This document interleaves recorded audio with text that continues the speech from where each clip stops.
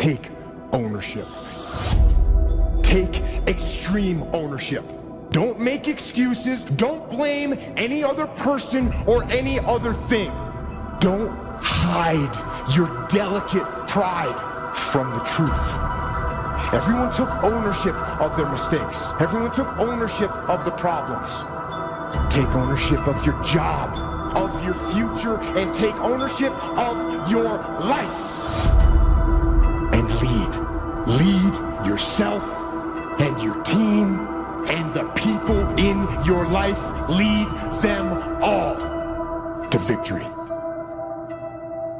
There is a certain mentality that is associated with winners because there's a mentality. This is not about money. It's not about anything tangible. There's a mentality that goes along with winning. Trying to learn early the consequences of errors in judgment, poor behavior, and then try to learn from others that have gone down a disastrous road, and sure enough, they suffered the consequences, and you say, wow, then I'm going to change direction because I don't want those consequences.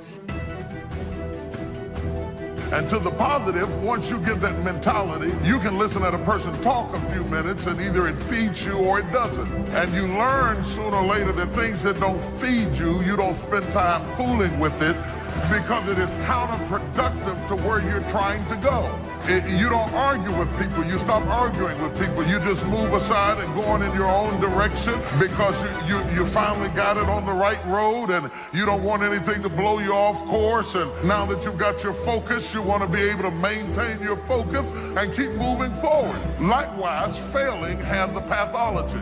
You can get in around failing people and have failing circumstances and listen at negative talking, and after a while you find yourself unable to get back up again because not only are you down, but what is worse is your environment is down and everybody who's talking to you is talking down, and you develop a mentality built around your condition. Learning from errors in judgment. A few simple disciplines practiced every day. Now you're on the road to success. A few errors in judgment repeated, and you can turn anything around. Anybody who's not ever willing to risk will never do very much in this world.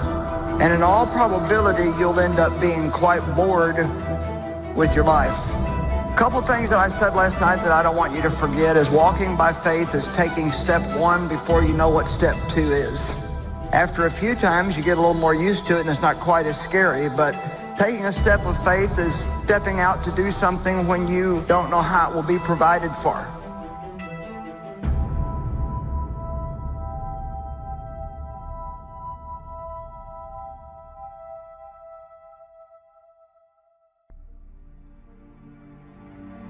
How you gonna show power if you're not up under attack? How you gonna show resistance if something's not trying to pull you over? Resist, resist. Stop being neutral and stop being indifferent. Resist. Take a stand and resist.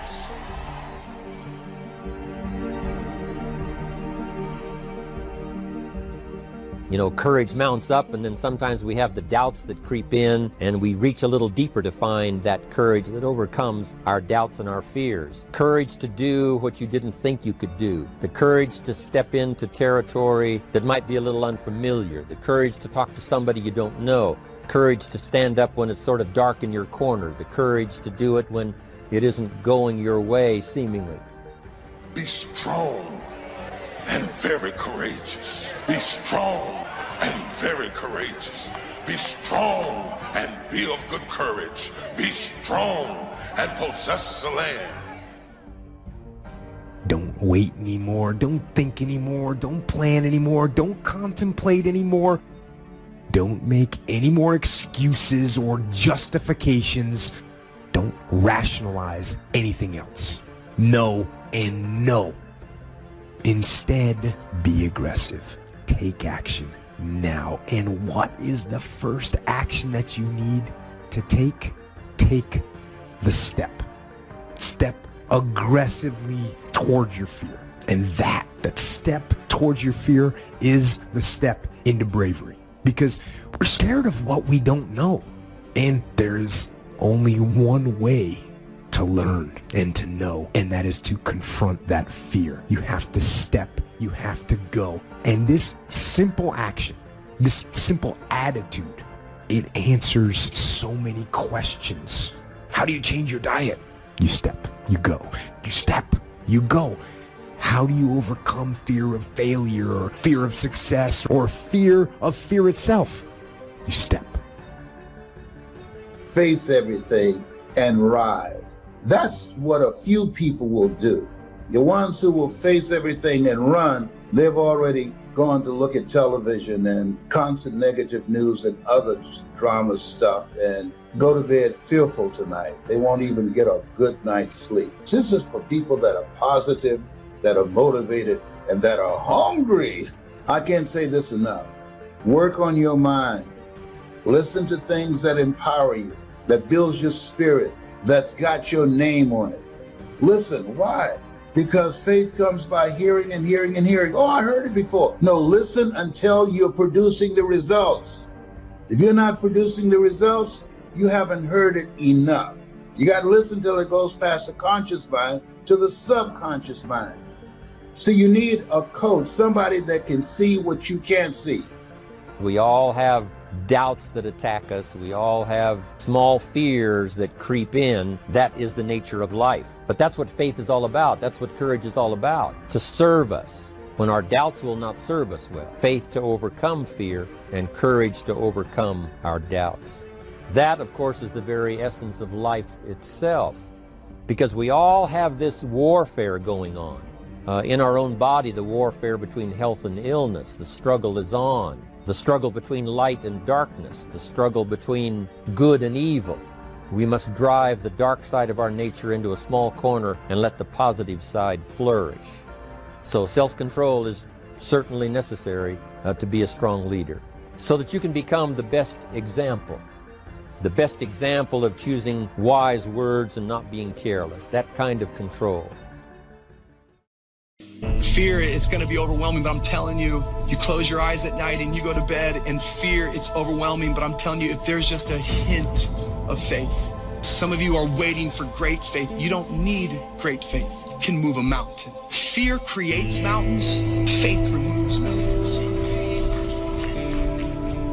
That once a person's mind is expanded with an idea, it can never be satisfied to going back to where it was. So some of you are going to experience a breakthrough. Some of you are going to go back and look at your dreams and brush them off. Whatever goal that you have in mind, I want that to be a goal that will challenge you, something that will make you stretch. What is it that you looked at some point in time and you decided that you couldn't do it, that you talked yourself out of it? Whatever it is, bring it back out there. How you're going to do it, that will come to you in due time.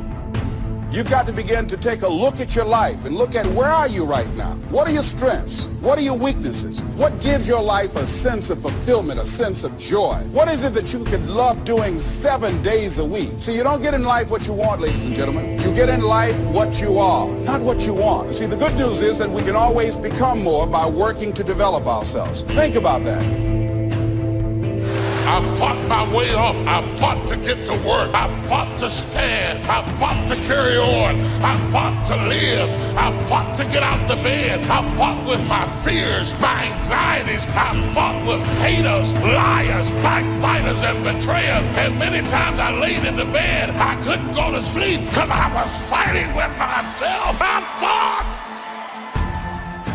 Why don't you let the people in your life off the hook? Maybe they did the best they could. They may have made decisions that you don't understand. Feels like it put you at a disadvantage, but you didn't have to walk in their shoes. Maybe nobody gave them what they needed to give to you. Bottom line, nobody owes you anything. God is keeping all the records. He has seen everything that's happened in your life. You got to make changes. You got to say no. You got to disappoint people. You got to walk away from some stuff. You have to. The injustice, the bad breaks, the person that did you wrong, those people cannot pay you back. They cannot make you whole. Only God can. Quit looking to people to make it up to you. Quit trying to get somebody to apologize, to admit they were wrong, to give you what they don't have. If you'll go to God, He'll bring you out better. He'll make the rest of your life more rewarding. more fulfilling than it would have been if that hadn't happened in the first place. Some people get it the first time they hear it. And then some folks got to go home and chew on it and think about it and turn it over in their mind. And sometimes it takes a year, 5 years, 8 years. You can't be impatient with the seed coming up because every seed does not come up at the same time. You have to be patient with the soil. You have to tend it. You have to take care of it. You have to make sure that when the seed is ready to be cast, that the soil is ready to receive it. I ask you to start that same journey. Let your new skills, new disciplines affect all of the rest.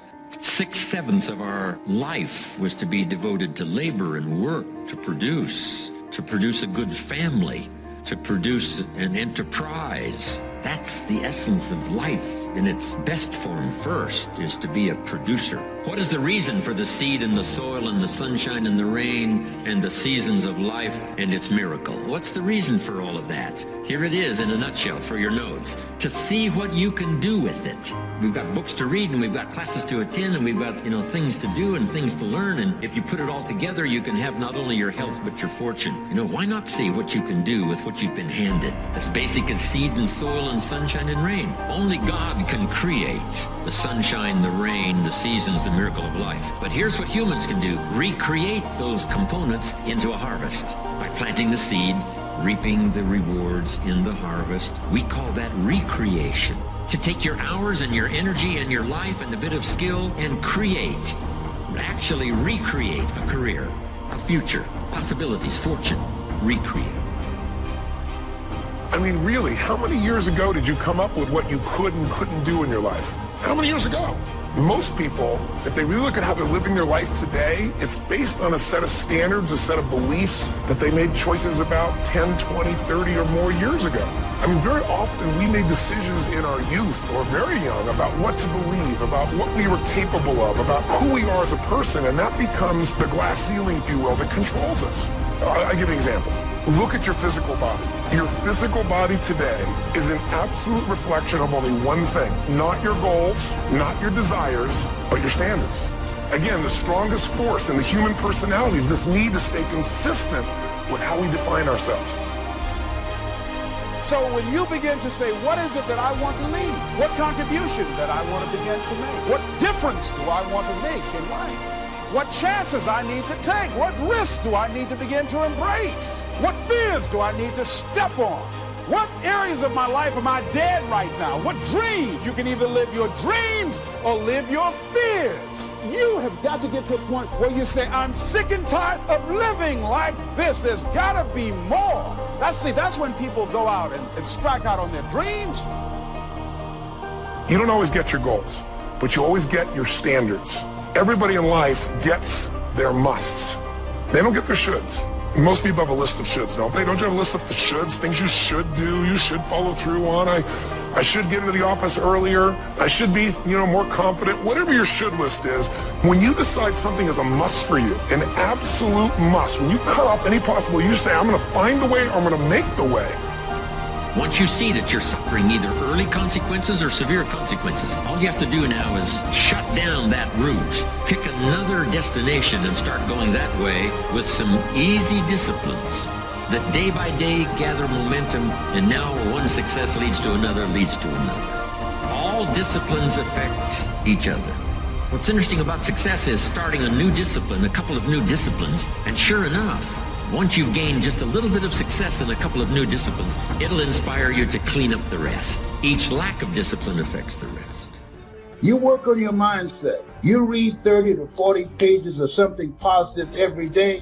You can't help but change. I'm an assassin. I'll kill every negative, mediocre cell in your body. You were born for greatness, not to be a victim. No, life happens to everybody. Everybody. And no one escapes it. It's called unavoidable suffering.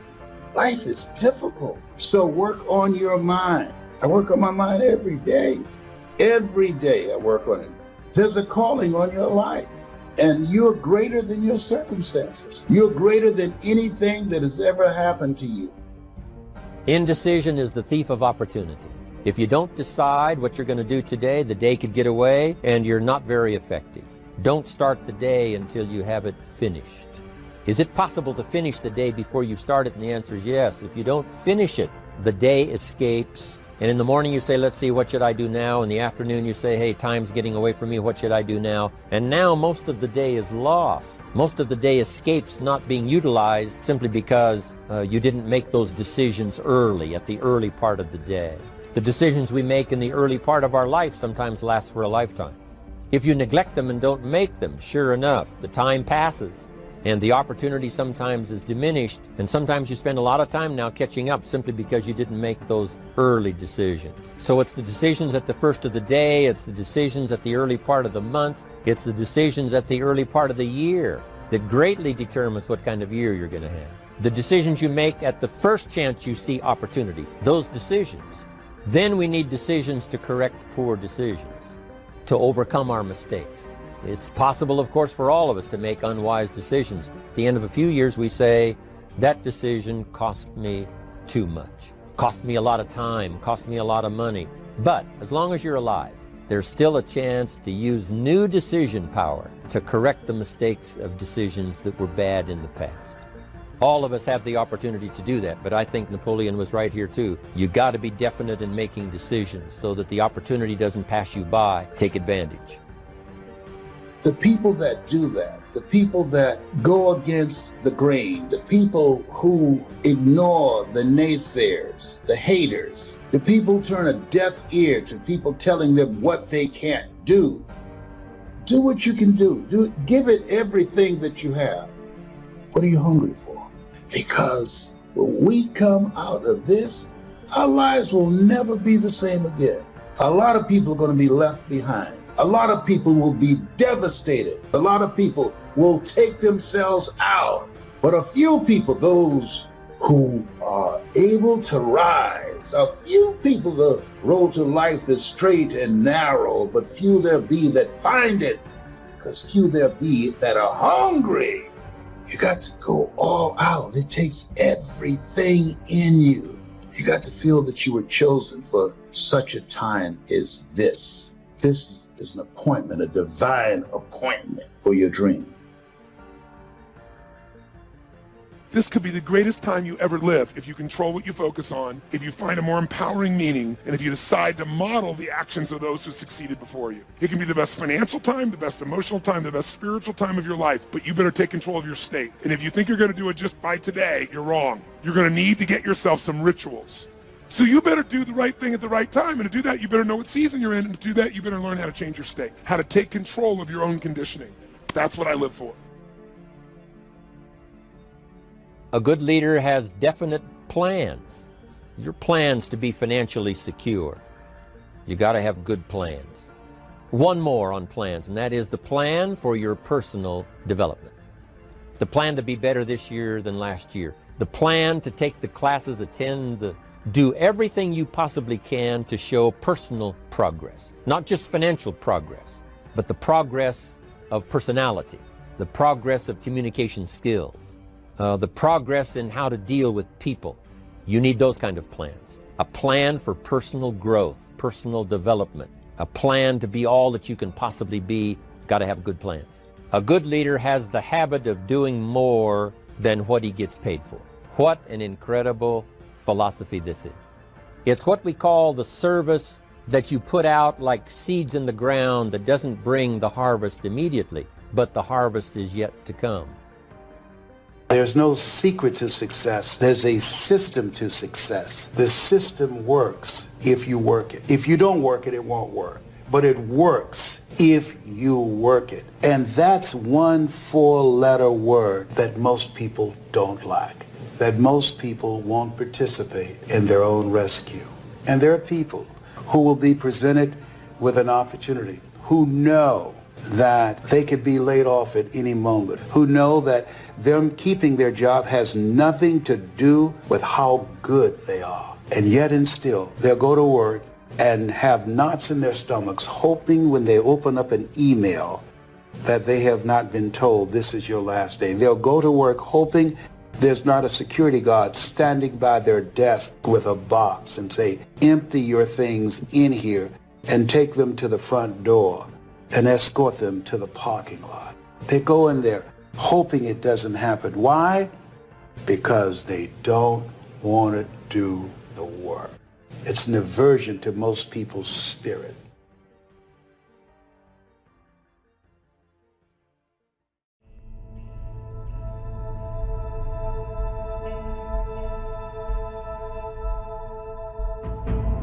I want to have a conversation with y'all about unapologetically getting rid of all things, people, and situations that no longer belong in the new season of your life.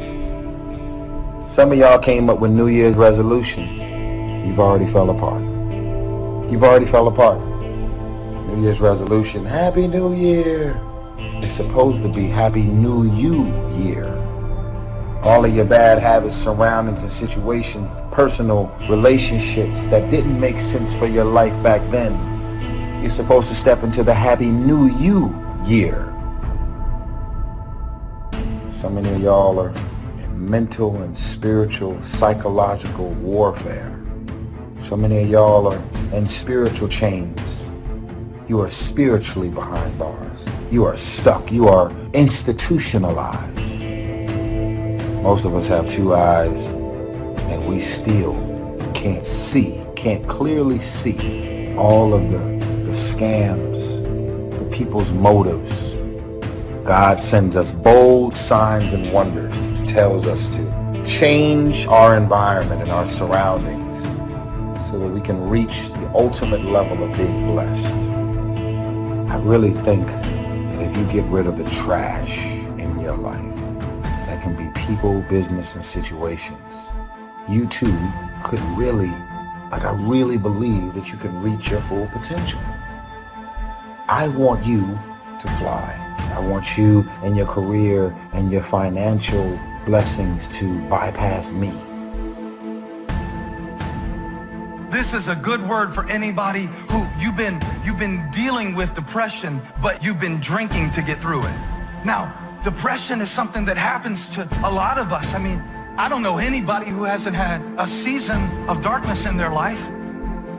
But if I try to drive out darkness with darkness, and I depend on something in the darkness that is going to make me addicted to something even when the light comes up, the second storm is worse than the first. Now, a lot of us are dealing with loneliness right now in this season. That's a storm that you can't always control. But if you run to places in the storm that are more dangerous than the storm itself, how many times have you left a place that you didn't like? And the problem is, you can't change if you never stay. Staying power. Staying power.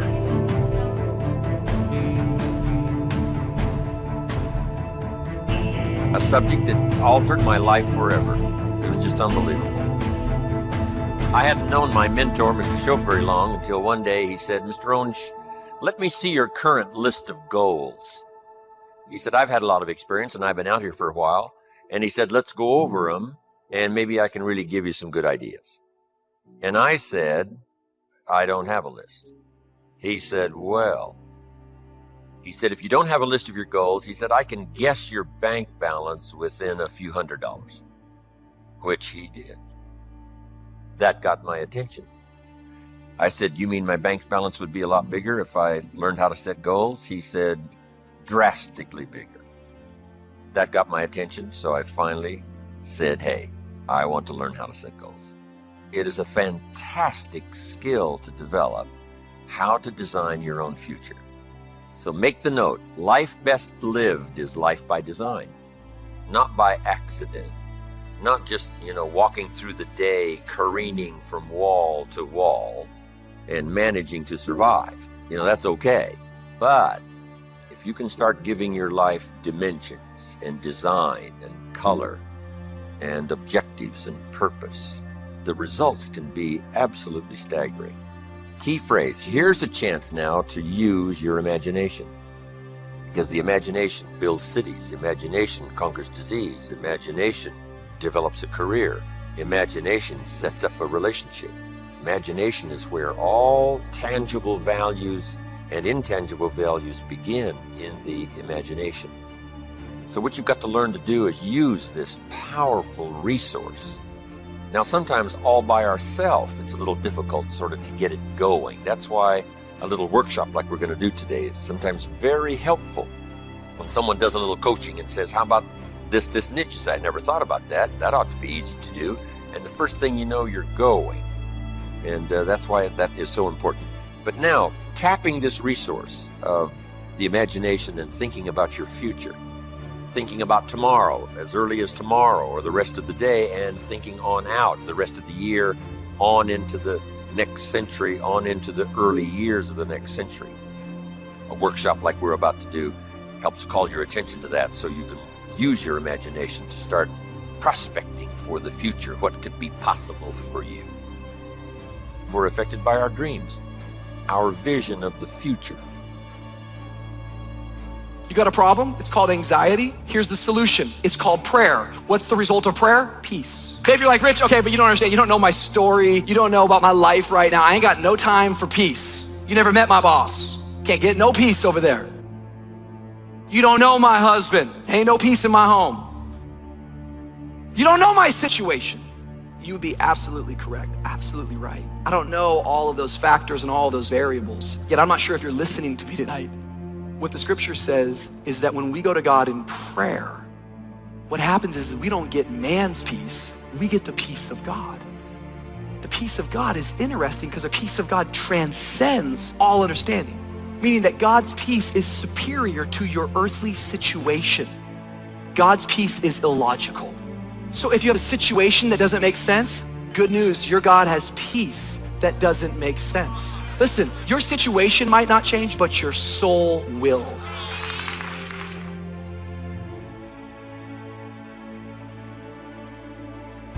When what you were guiding by goes away and every day just looks the same and feels the same, now I get the feeling like this is endless. Now I get the feeling like maybe these chains are never gonna break. This storm is never gonna cease. What you go through doesn't determine where you end up. What you go through doesn't determine where you end up. Who you listen to determines where you end up. Because I think right now you are walking through a valley between two voices. One is wisdom, one is worry. One is gratitude, one is grumbling. One is blame, one is faith. Wait a minute. The opposite of faith is doubt. No. Doubt doesn't keep you from having faith. Doubt gives you something to have faith for. But blame will block faith every time. Blame will always block faith. You want to make sure that the greatest pull on your life is the pull of the future. Some people live in the past and let their life be continually pulled and influenced by the past. And yes, we must remember the past and review the past to make it useful to invest in the future. But here's the key. Make sure that the greatest pull on your life is the pull of the future. Now, if you're skimpy on your dreams, if you're skimpy on your objectives and your purposes, if that isn't very well planned, then it doesn't pull very hard. Then you have more of a tendency to be pulled by the past, or to be pulled apart by events or circumstances, or to be pulled apart by distractions. So in order to save yourself from being pulled apart by distractions or pulled back to the past, you want to now start really designing the future so that the greatest part of your attention and focus and pull, like a magnet, pulls you forward into the future to accomplish your goals. If you take a seed and throw it on the concrete and walk off, the sun just burned it up. Got to have dirt put on top of it. In my mind, it doesn't make sense that to grow something, you should dig a hole, put it down in there, and cover it with dirt. Logically, that don't make no sense to me. But oh, though, see, dirt is necessary for growth and development. Dirt builds character. Dirt gives you the push-through factor. Dirt makes you come with it when you don't feel like coming with it no more. All of y'all that had dirt throwed on you. And dirt ain't always what you want. It's somebody talking about you down on your job. It's somebody accusing you of something that you didn't do. It's somebody telling you you ain't gonna make it. That everybody get dirt put on them. But see, when you're getting put under that stress, please know God is always working, so I smile. Because I know he back there. See, that dirt builds character in you. When they talking about you, it teaches you to withstand it. Then it gives you something to push through. So when you put the seed and you put the dirt on it, if you understand stress, stress really ain't just dirt. See, they don't call it dirt when they plant it. They call it soil. Because see, soil has nutrients in it. What the nutrients, when people talking about you, dogging you, lying on you, backbiting, stealing from you, they're actually putting nutrients in you. They're building character. You got character now. And now, the dirt is necessary so you can prove yourself. Everything you see above ground that blossoms and plants and grows and that's beautiful, it was underground one time. But if you're weak in learning to set goals, if you haven't really worked on this that we're going to work on, then that is a solution you need to consider. Goals are like a magnet. They pull. The stronger they are and the more purposeful they are, the bigger they are, the more unique they are, the stronger they pull. If you have excellent goals and high dreams, here's what they also do. They pull you through all kinds of down days, down seasons. They pull you through a winter of discontent. They pull you through distraction on every side that says, look here, look here, look here. Strong, powerful dreams like a magnet pull you through that. Strong dreams and goals pull you through a disaster. Some people get swallowed by the disaster because they have nothing on the other side of the disaster to pull them through. A bad day can almost overwhelm you if you don't have something really purposeful to go for at the other side of that day. At the other side of the difficult time, at the other side of the down time. If you've got plenty out there to attract and pull, it'll pull you through all these things. And very little of it will attach itself to you. You'll be able to get through some of the most difficult times if you have this spectacular vision ahead of you of where you're going and what you're going to accomplish. Getting through will be easy or easier. So, learning to set goals, it is an incredible experience. Once I learned it, it transformed my life forever. Being here today is an accomplishment of my goals. When I travel around the world and sit on an airplane, I say, I dreamed about this one day. I used to go to the airport and watch the planes fly away, and I said, one of these days, I'll be on one of those planes. I dreamed about it. I dreamed about the other side of the world. I'd never been to Italy, but I dreamed about it. I'd never been to South Africa, but I dreamed about it. Sure enough, step by step and country by country and flight by flight, I started checking them off my list. It was the most exhilarating feeling. Powerful. To set those goals, reach out there into the future, design something to the best of your ability, refine it as you go, tear it up periodically if you want to, set a whole new list. It's your life, it's your future. But now I would like to do it in a very simple, easy manner that you can follow, so that you can use it for the future to pass on to your children, or if you got a little group that you train and teach, or your management and salespeople, you can use this with others. So what I'm going to go through with you here is sort of a model. Sort of, if I rush you just a little bit on getting through this model, at least I will leave you with the model that you can use later. And not only use later, but use later to pass on to someone else in some manner. So, having laid this background now, here's what I want you to do. Get a fresh piece of paper. And this is called now the workshop. And on this workshop now, I want you to write down the question and then do the exercise. First question. List what 5 things have you accomplished that you're already proud of? What 5 things have you already accomplished that you're proud of? Now, primarily what this is for is to, give you credit for what you've already accomplished. Shelf said to me, Mr. Owen, you've already been setting goals. You've already gone for something and you've achieved it. But you've probably done it haphazardly. You haven't done it with a real plan in mind. And you've accomplished some things. Now, if you start deliberately doing it, can you imagine how you can multiply the effect by 5, by 10, by 20, by 100? I finally got the message. So first of all, he wanted to make sure I got credit for the things that I had already accomplished, especially in my own mind. You know, whether it's an accomplishment to someone else doesn't matter now, just so you recognize it for yourself. Now that you've done that little workshop, here's the second question. This is going to take some time now. What do you want in the next 10 years? What do you want in the next 10 years? Now, under this, what do you want in the next 10 years? That is the question. I want you to make a list of at least 50 items. Now, here's what I want you to do. I want you to just write as fast as you can. Don't give any much detailed thought to it, of what you want in the next 10 years. And just let your mind run free. Now, also remember this. This is not what you think you can get. This is what you want. If it all fell into place and you could have everything you wanted in the next 10 years, what would you take? If somebody promised you can have anything you want in the next 10 years, what do you want? I want you to approach it that way, because it's not important to think, what do I think I can get? I want you to now think about what you want in the next 10 years. And put them one under the other, not side by side, but one under the other, because we're going to do something with this list when you finish. You don't have to just be shortchanged on this list. I mean, this list can go on and on and on. And if you're working this workshop and you've got plenty of time, you just, give it plenty of time until everybody's pretty thoroughly, ready now with this list. But now here's what I want you to do with this list. I want you to go through the list now, one item at a time, write down the list, and I want you to give each item a 1, a 3, a 5, or a 10 by saying, that's about a 1-year goal, that's about a 3, that's about a 5, that's about a 10. I want you to look at each item, write down the list, and give it a 1, 3, 5, or 10. Now, here's what I want you to do with this list.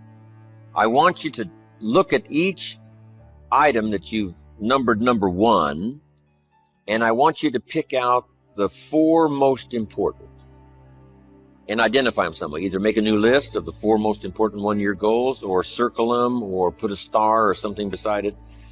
What are your 4 most important 1-year goals?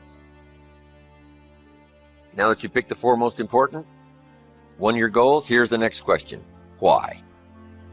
Why are those 4 goals important to you? What are they going to do for you? What will they accomplish? Why did you pick those? Why? Why are those goals important? Just 3 or 4 sentences. If we don't have time to complete it, you can complete it later. If you have plenty of time doing this workshop, you just take the time. Why are those 4 goals important to you? Okay, put a little star there now. Those little stars mean finish later. Okay, because you can continue on with this, long after this workshop is finished, and then use it as a model to teach. Remember, study, practice, teach. Now, make these notes. Next, when the why gets stronger, the how gets easier. When the why gets stronger, the how gets easier. When people don't have strong, powerful goals, the how is almost impossible. The how is too difficult. How to do it seems like, how can I ever accomplish this? The how starts getting easier and easier when the why gets bigger and bigger and stronger. Now make this note. Purpose is stronger than object. Purpose is stronger than object. Object can be powerful, object can be strong, but purpose is stronger than object. One of your objectives might have been $1 million home to live in. Here's the big question. What for? And it's the what for that pulls stronger than the $1 million home. A home is a home is a home. What for? What are you going to do with this place? Well, now we start with the details. And I want you to add this note. It works in communication, it works here too. The drama is in the details. The drama is in the details. Someone says, I've lost 40 pounds in the last 3 months. We say, is that it? Those are the numbers, but what's the detail? How did you feel before? Well, let me tell you what. Now they start the drama by giving us the details. How do you feel now? Wow, what a difference, 40 pounds later. And this person starts to describe what it's like now versus what it was like before. The drama is in the details. This is what you've got to do. $1 million home? What for? So everybody can see it from the street? That's okay, but there's got to be some more reasons. What do you want to do with this home? And then you start saying, hey, it's going to be the center of activity. You can't believe what's going to go on in this home. And you just keep describing it. And that drama now starts to really tap your imagination. And imagination is the beginning of reality.